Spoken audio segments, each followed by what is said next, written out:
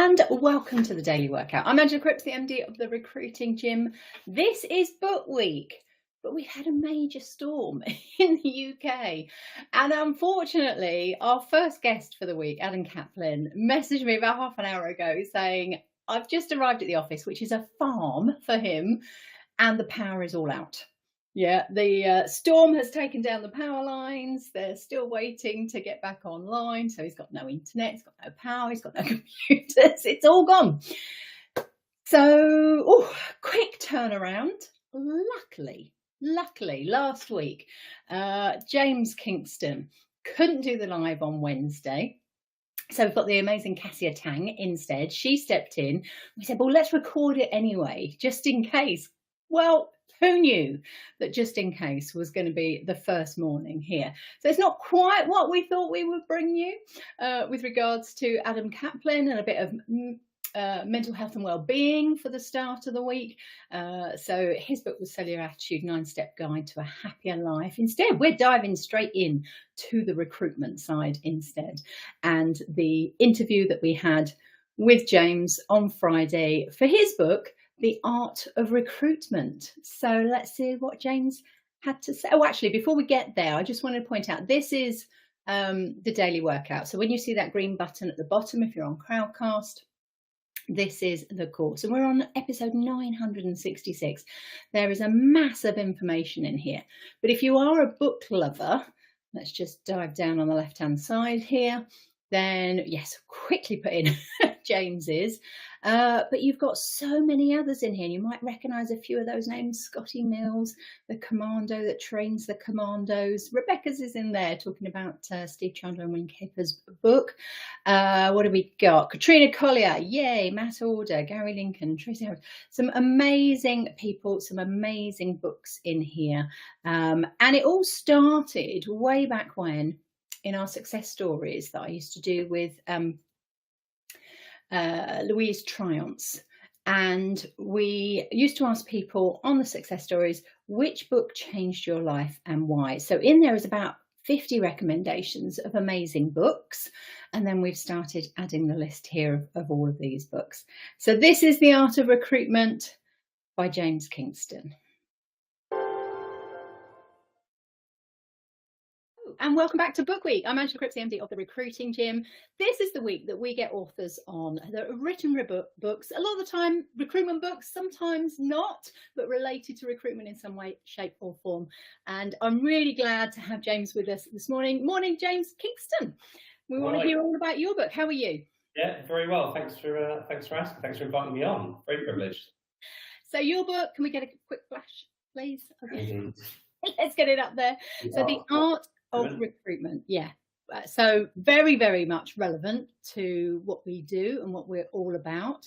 So the first question we have to ask you is why did you write the book in the first place? That's a good question. I think ever since I've been in my teens, I've always had the dream on the bucket list of writing a book. I just never knew what I was going to write it about. And yeah, having been quite fortunate to sort of spend 20 years in recruitment and a fairly successful career, when you've got so much knowledge and made so many mistakes, I wanted to write down all the lessons learned and almost inspire the next generation of recruiters to create a book that I never had really, that make a big difference. And I've always been very goal orientated, so my goal was to try and do it before my 40th birthday. So we managed to publish 3 days just before. But it's always one of those sort of goals of mine to be able to sort of publish and do something that will make the difference. So yeah. Close to the wire then, and that's not always in your hands, is it, to actually get it published and get it? No, I mean it's a difficult one, and I've always been a kind of person. I've been very goal orientated anyway. So yeah, by hook or by crook, we get there. It's no different than filling a vacancy when it comes to recruitment. But I wanted to write. There's a lot of recruitment books out there, and I sort of set myself a goal of writing the best book in the market that was sort of relevant for people starting out their career in recruitment or those that have been in there for a long time. So it's a big, bold statement, and time will tell. But from the feedback so far, it's really positive. Fantastic. Well, the link's in the chat. So if you like what James is saying, then obviously give it a click, go and have a look, and hopefully buy it. But first of all, before we get to what they're going to get out of it, we're much more interested in the process. So we've already got that it was your 40th birthday. It's always been a dream of yours. So to be able to achieve that, tick that off the bucket list, that's amazing. But what was the most difficult part about getting it over the line? You're putting pen to paper. The honest answer, I think a lot of recruiters were great when it comes to the verbal communication, but sort of actually writing it down. I'm not a wordsmith, I'm not a natural writer. So, for me, that was a real big challenge. And I think, it's really important that we're always pushing our boundaries, pushing ourselves to do that. It took me 3 years to be able to do it from start to finish. And, I've always said to anyone when they've got a big goal they want to achieve is break it down into molehills, not mountains, because ultimately, to write the whole book, when you think about it, Jesus, that's, we're talking 400 odd pages. It's a lot of words that go down, 60,000. That's a big mammoth task. That was one of the challenges. The biggest challenge was actually keeping it a secret from my wife. Really? It was a secret? Yeah. So for me, it was a surprise present. So I'm sorry, James. I'm just going to have to stop you there. A surprise present for your wife is your book. My book. No, we always talked about dreaming, and this was a COVID project of mine as well. So it was a lot of stuff happening during COVID, and it was something that I've always talked about doing. She said, "You should always do it," and she just do me a favour, don't ever tell me, just give me the book. Oh, so okay. So it was already set up. 3 years of my life. So it was every Wednesday. I'd sort of allocated a specific time. I would always do it 6 till 8 a.m. every Wednesday morning. Dedicate time towards the book, and over 3 years, those sort of sessions came through to the book, and gave her the book as a Christmas present. Sort of when was it, 2021? That's fantastic. So the fact that it took you 3 years and you did it with 3 days to go, I think that's amazing. It pushed the bar a little bit, but Now, what was her reaction? Because I'm hoping it wasn't like you've given her something for the kitchen. She genuinely didn't believe. She thought it was a joke. Because she thought I just put something on a piece of paper and it was just a bit of a joke. And then she started reading the pages, and as it sort of unfolded, and she started reading, "This is you." I said, "Well, of course it's me." And she's going through. She just sort of couldn't believe that. It's not a 20-page book. It's a detailed book, and it's got our lives in it. It tells a story. And I think when I wanted to write the book, recruitment for me, it's a process, but an art of recruitment is so much more than that. Yeah. And it's learning about all the things in between that you can't really teach. And I've been telling my story for such a long time with so many trainees and people, and they sort of said, "You've got a really interesting story. You need to share that." And as Vicky was reading through the pages and seeing our story and seeing my journey within recruitment from the trainee that started 20 odd years ago to now running a fairly large successful agency, it's quite an interesting journey that I think the reality of what had been done, I think, suddenly hit her, and big kiss and a big Instagram post, I think, was the prize. Oh, that's fantastic. I'm really liking that there's even a story behind the story as to how that came about. We've had Greg Savage on a couple of times, and he talks about the art of recruitment, that there is an art form to it. Definitely, yes, follow the processes, but it's that individuality that we bring to it and the relationship building that can make such a difference to whether it's a positive experience or not. And of course, we always want the positives on there. Okay, so people are going to be clicking on that button, buying the book. What will they actually get out of it? And you've hit the nail on the head. I think recruitment is a process that everyone can be taught. And what fascinated me for 20 years is you could teach the same people exactly the same information, and you get 2 completely different results. And for me, I was always intrigued. What is it that made an average recruiter good? What is it that made a good recruiter great? And it's one thing, first of all, nailing the process from A to Z. And I've been fortunate that over a 20-year career, I've literally placed thousands of candidates, and I've always been fairly successful in each business I've worked for. With Kingston Barnes, we recruit over multiple sectors, from blue collar to white collar, from senior level appointments on a retained basis through to contingent or even temporary. So whenever you're getting experience from anybody, I always like to listen from someone who's kind of walks the walk, really.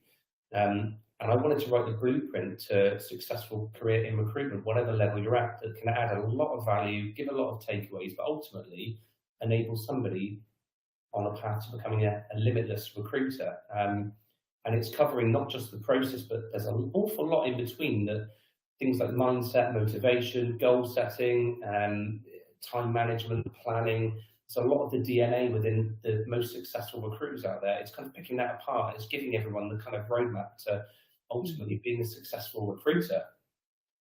That's fantastic. And that's the thing, there's so many people that in our industry can share this knowledge, and it's out there if you go and find it. That's the key, and that's what we're here for at the Recruiting Gym, to share that knowledge, to let people know where to go, because a lot of the time it's just like, okay, it's too much, or I can't even be bothered to go and look. So we do the heavy lifting for them, and we find out that information for them.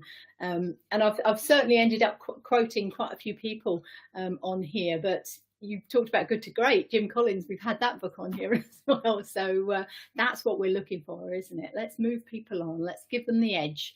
What is that extra little bit, that extra 10% that can make such a difference to people? That's what it comes down to.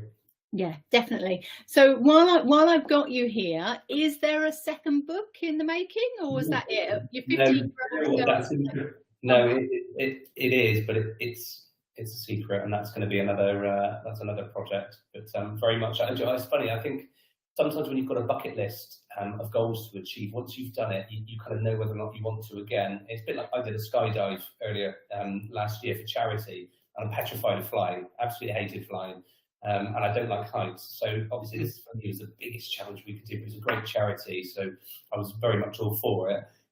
But do I want to do it again now that I've ticked it off the bucket list? Absolutely not. But writing a book, I'm very much keen to do it, and I thoroughly enjoyed the process. So we'll give a shout out to the charity as well. We'll get that link in there. Which was that's really, really kind. It's the Children's Hospice Southwest.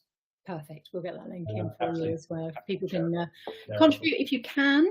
If you can't, don't. That's as simple as that at the moment, isn't it, with everyone to take from there. Well, thank you so much, James, for sharing your book.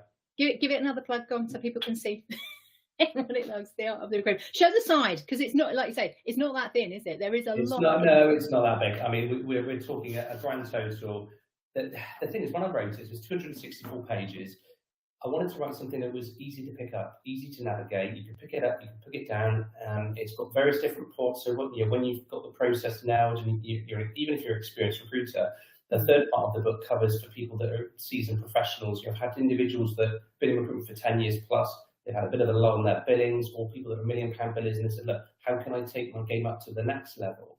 Yep. And I've worked with all of these sort of people at all different levels. So that's the added value, is that there is something for everybody within this book, no matter how experienced or successful you are. And that was my, when we talk about what was the main motivator for it, I've got so much information.